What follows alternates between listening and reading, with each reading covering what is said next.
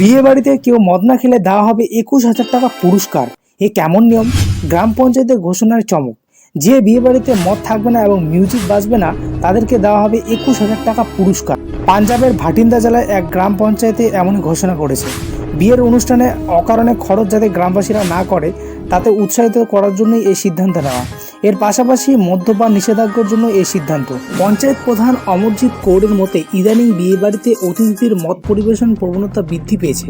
বেশিরভাগ বিয়ে বাড়িতে খুব সাউন্ড দিয়ে গান বাজানো হয়। দেখা গেছে যেসব বিয়ে বাড়িতে মদ পরিবেশন এবং ডিজে সেখানে ঝগড়াঝাটি হয়। আশেপাশে বাড়ির ছেলে মেয়েদের পড়াশোনাও সমস্যা হয়। পঞ্চায়েত প্রধান গ্রামের অপচয়ের পাশাপাশি বাসিন্দাদের ভালো অভ্যাস তৈরি করতে উদ্যোগী হয়েছেন।